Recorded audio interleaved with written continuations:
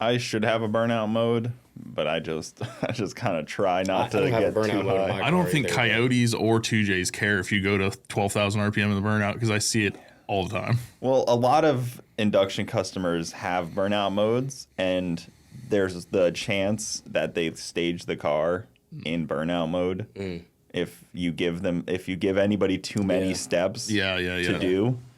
I see that with a lot of those. Like they're waiting for the nitrous, or they're trying to do a burnout, and the nitrous isn't coming on because the motor's not hot enough or something. Yep. So you got something going on.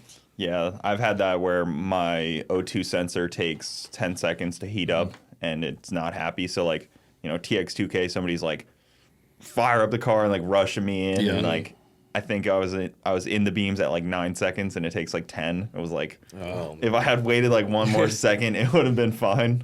But you know, it's just stuff with your program that you got to know. You get it hot, get it heated up, or turn that safety off. I'm not a big We turn the safety off. See, you got to get a rhythm going, but the problem with that is if you are grudge racing it, someone could throw a monkey wrench right into that rhythm and then take you all out of. If you got too many steps or if something gets you flustered, you're gonna mess up. I'm not a big safeties are cool and all, but get them out of the way. Safeties in class racing will end your weekend pretty quick.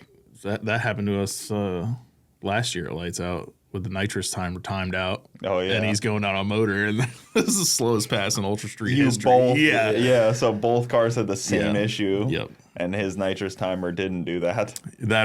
His shut off sooner, so it was still yanking a bunch of timing in the Holly. So if he'd reached up and turned it off, which I don't know if he did, I don't remember exactly the sequence of events, but it was a bummer like there. A 17, 18 second pass or something like that. That race ate me up for like a month because I knew, like, I was standing on the track and I knew I should do a couple different things, but the guy was fast, so I didn't want to kill it too much. And it was it was a hot track that day. It was bad. Yeah, everybody was knocking the tire off, and I knew it was going to happen. But there's a couple other things I could have done to make it go, and that was in the final, right? Yeah, it was the final. That's always the tough thing about any race at SGMP with radials is daytime racing. Yeah. It seems like it's particularly bad at SGMP.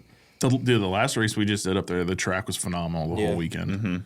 We had to turn it down a little bit in the semis because it got a little bit gooey, and I didn't want to spin because the guy we were racing had horrible lights the whole weekend. Yeah. So I didn't want to just knock the tire off.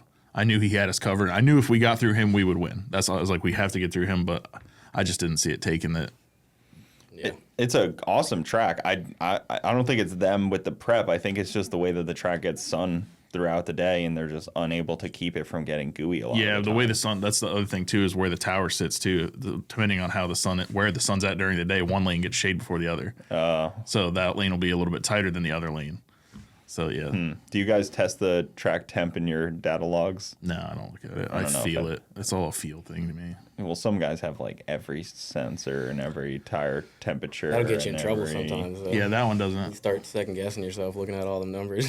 You got your weather station. Well, yeah, you can. Yeah, onboard weather is kind of cool. I look at weather every run, and then after every run, I log it with each slip, kind of where we're at, what the weather was like, water grains, and all that stuff. Well, nitrous is more particular about that, right? Than like a turbo water car. grains are. Well, I mean, it depends on which way we're talking. I mean, you got heavy water grains; it's more nitrous friendly. Than lower water grains, which is more boost friendly, which the barometer has a lot to do with that with the boosted cars also. Guys, thank you for tuning in to the Bogetti Clips YouTube channel. For the full podcast, check us out on Bogetti Studios YouTube and all your audio platforms. Also, hit that subscribe button to not miss out on any of the new Bogetti clips coming up.